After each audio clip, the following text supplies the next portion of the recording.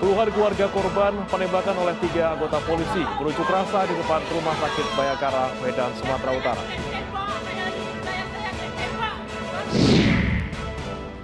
Pemimpin negara, anggota G20 dan delegasi disajikan pertunjukan kesenian tradisional Nusantara saat gala dinner di Garuda Wisnu Kencana. Negara bagian terpadat Australia, New South Wales masih diterjang banjir besar.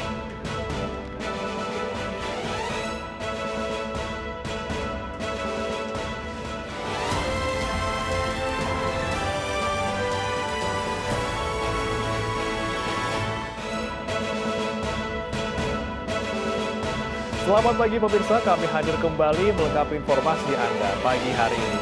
Selain 3 berita utama tadi, kami juga telah menyiapkan sejumlah informasi lainnya. Saya Beri Manatena ya, inilah iNews Pagi.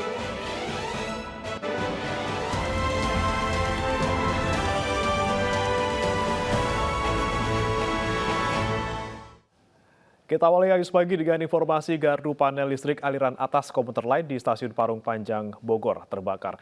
Kebakaran panel listrik ini menyebabkan ratusan calon penumpang panik.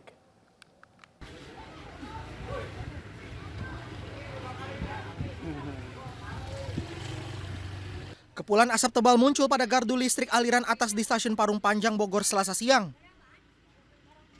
Diduga karena adanya korsleting listrik hingga mengakibatkan panel listrik terbakar.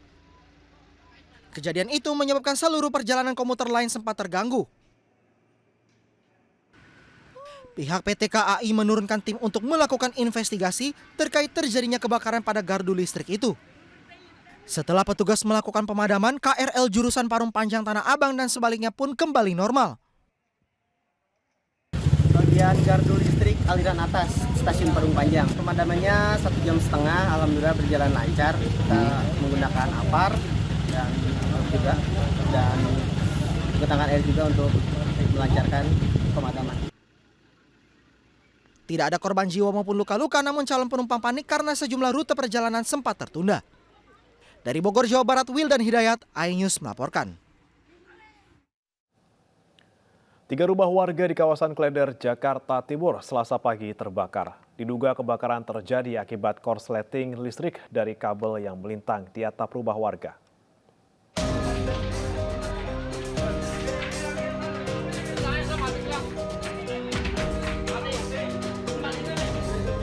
Warga Jalan Pertanian RT 13 RW 3 Kelurahan Klender, Durensawit, Jakarta Timur Selasa pagi panik setelah kebakaran melanda permukiman mereka.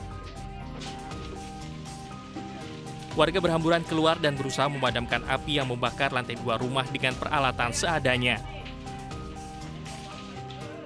Namun upaya ini tak cukup membuahkan hasil karena api terus berkobar dan menjalar ke 2 rumah di sampingnya.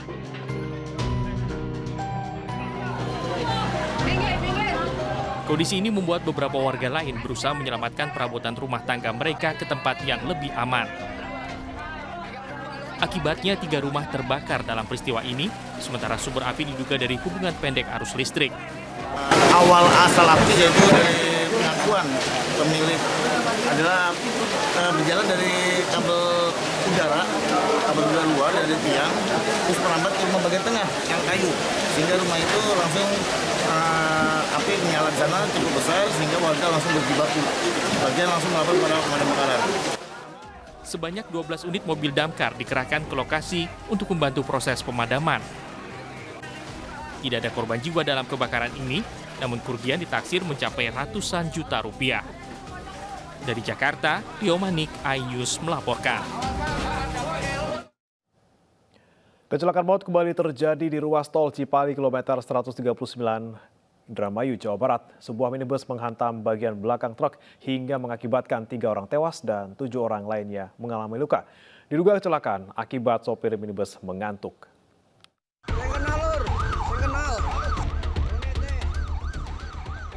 Kecelakaan maut terjadi di ruas tol Cipali kilometer 139 Kabupaten Indramayu pada Selasa sekitar pukul 5 pagi. Sebuah minibus menghantam bagian belakang truk hingga ringsek. Akibatnya 3 penumpang minibus tewas dan 7 orang lainnya luka-luka. Seluruh korban langsung dibawa ke Rumah Sakit Ciberes Majalengka.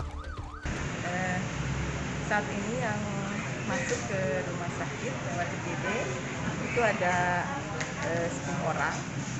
3 orang kondisinya sudah meninggal dan ada di kamar jenazah, yang 7 orang dalam perawatan.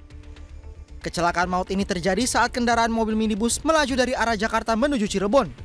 Namun saat melintas di kilometer 139 Indramayu, kendaraan minibus menghantam truk dari belakang.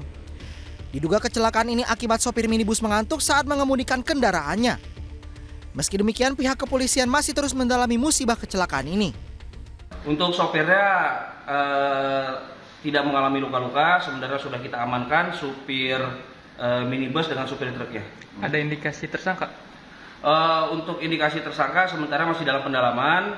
Untuk penyebab dari kecelakaan diduga sementara ini karena kendaraan minibus yang sudah rusak berat dibawa ke unit PJR Kertajati. Polisi juga masih mencari kendaraan truk yang sempat ditabrak minibus ini. Dari Indramayu, Jawa Barat, Toy Iskandar, iNews melaporkan. Sebuah minibus jenis Elf yang berisi 14 penumpang terguling saat melaju kencang di Jalan Raya Bojonegoro, Jawa Timur. Detik-detik kecelakaan terekam kamera pemantau.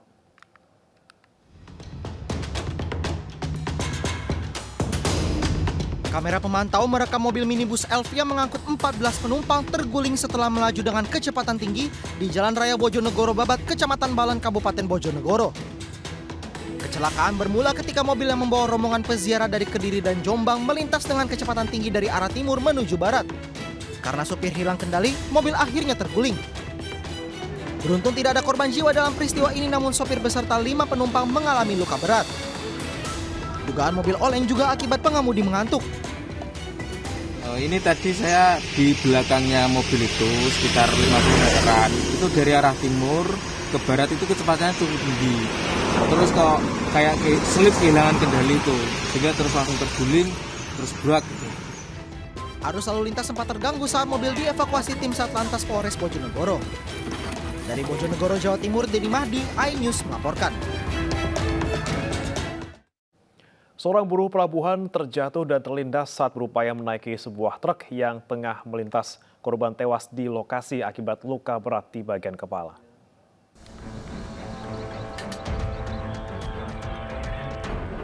Kamera pengawas milik kantor Pegadaian ini merekam detik-detik seorang pekerja pelabuhan berupaya menaiki sebuah truk yang melintas namun terjatuh hingga tewas terlindas. Kejadian bermula saat korban, Jupri 37 tahun, tiba-tiba berusaha menumpang truk yang melaju dari arah Jalan Porsas menuju Jalan TVRI. Korban tidak berhasil menaiki truk sehingga terjatuh dan terlindas ban belakang truk hingga korban tewas di tempat akibat luka berat di bagian kepala. Ya mau mencapai itu mobilnya, tapi tidak sampai tangannya kan? Mobilnya laju ya waktu itu? Laju, tidak juga terlalu laju. Atau supirnya tidak tahu juga kan? Untuk saat ini kendaraan masih kita amankan, kemudian supir juga masih kita amankan, belum terbitkan SPH-nya karena itu tadi kita harus memastikan semuanya posisi-posisinya seperti apa, mana yang diumumkan, mana tidak diumumkan. Sementara sopir bernama Kusnan dan truk telah diamankan polisi Satuan Lalu Lintas Polres Nunukan dan masih menjalani pemeriksaan termasuk saksi-saksi.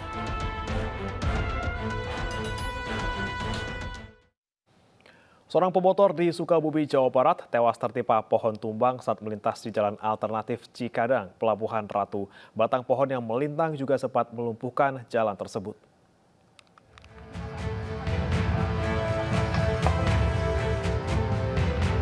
Video amatir merekam sesaat setelah sebuah pohon besar tumbang dan menimpa seorang pemotor yang tengah melintas. Pemotor tersebut ketika tewas dan dievakuasi petugas dibantu warga ke tepi jalan. Pohon tiba-tiba tumbang saat korban melintasi Jalan Alternatif Cikadang, Pelabuhan Ratu, Sukabumi, Jawa Barat. Petugas gabungan langsung mengevakuasi pohon tumbang yang menutupi badan jalan dengan gergaji mesin. Pohon setinggi 15 meter dengan diameter 80 cm itu diduga tumbang lantaran kondisinya yang sudah lapuk. Akibat peristiwa ini, arus lalu lintas dari arah Cibadak menuju Pelabuhan Ratu maupun sebaliknya sempat macet. Tidak terjadi adanya hujan ataupun angin, tumbang sendiri dari pohon ke jalan yang menimpa satu pengendara sepeda motor, yang mengakibatkan meninggal dunia. Usai evakuasi selama 1 jam, arus lalu lintas dari kedua arah kembali normal.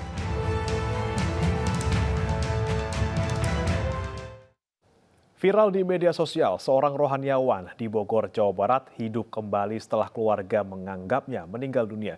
Namun saat peti mati akan ditutup, keluarga melihat tanda-tanda kehidupan dan melarikannya ke rumah sakit.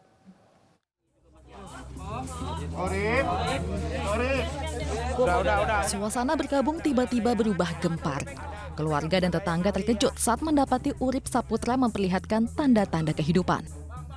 Warga pun berupaya memastikan rohaniawan Konghucu ini masih bernafas meski tubuhnya sudah terbaring di peti mati. Memastikan nasib pria berusia 40 tahun ini belum meninggal, keluarga pun meminta bantuan seorang perawat. Setelah dicek, Herlin Septiana yang juga tetangga Urip di Rancabungur, Bogor ini mendapati pasiennya masih bernafas dan memiliki denyut nadi. Tapi pas datang kondisinya masih dalam peti. Masih di peti, cuma di petinya sudah dibuka Pak, karena kan ketahuan ada napas saat di rumah. Jadi makanya si keluarga excited langsung bawa ke klinik terdekat. Ya saya kasih pertolongan pertama cuma dibantu oksigen sama cek kesadarannya aja. Untuk memastikan itu. Sempat berbicara nggak? Ada respon berbicara, cuma kedipan mata sama gerakan jari aja. Itu pun nggak kuat ya gerakan. Pihak keluarga akhirnya membawa pasien ke Rumah Sakit Umum Daerah Kota Bogor.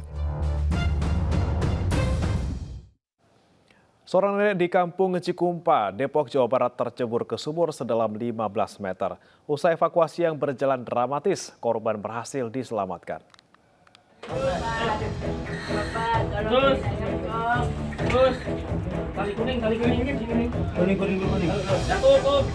Evakuasi seorang nenek yang tercebur ke sumur di Kampung Cikumpa, Depok, Jawa Barat Selasa dini hari berlangsung dramatis. Petugas damkar dan penyelamatan kota Depok berusaha mengangkat korban dari kedalaman 15 meter. Lokasi yang gelap dan bibir sumur yang rawan longsor membuat petugas kesulitan. Setengah jam kemudian, petugas yang berjumlah 7 orang akhirnya berhasil mengevakuasi sang nenek dalam kondisi selamat. Sebelumnya, korban pertama kali ditemukan oleh menantu korban.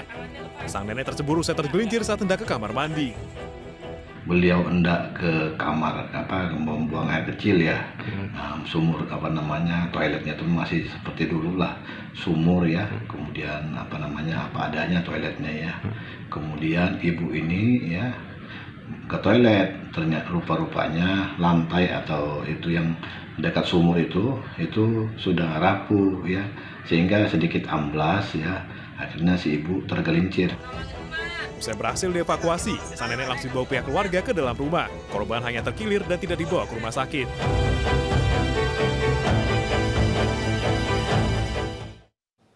Setelah 4 hari dilakukan pencarian, seorang petani yang hilang akibat terseret arus Sungai Kumal di Kota Padang Sidimpuan, Sumatera Utara akhirnya ditemukan. Korban ditemukan tersangkut di bendungan Seloting dengan kondisi meninggal dunia 10 km dari lokasi terjatuh.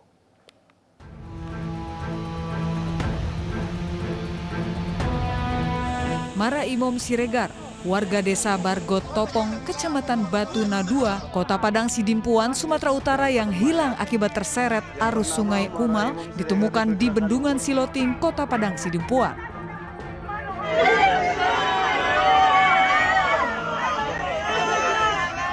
Isak tangis keluarga pun pecah setelah jenazah korban tiba di rumah duka. Pria berusia 58 tahun ini ditemukan dengan kondisi meninggal dunia.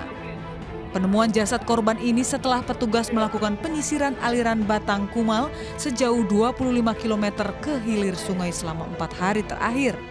Ya, dapat kami jelaskan tim gabungan baik dari BPBD, TNI, Polri, Basarnas, tim relawan Faji, serta masyarakat itu jenazah kita temukan pada pukul 06 di Desa Siloting.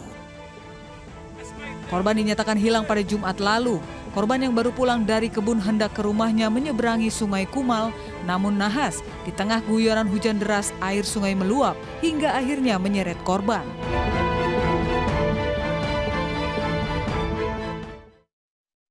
Seorang wanita terjepit ditemukan batu besar saat berwisata di Pantai Matras, Bangka Belitung. Upaya penyelamatan korban berjalan dramatis karena mengerahkan alat berat.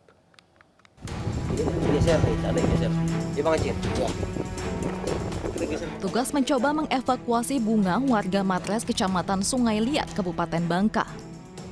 Pertolongan pertama dilakukan tim medis dengan memberikan bantuan oksigen kepada korban agar tetap sadar. Kaki wanita ini terjepit di antara tumpukan batu besar saat mencoba mengambil kunci motor yang terjatuh di antara bebatuan.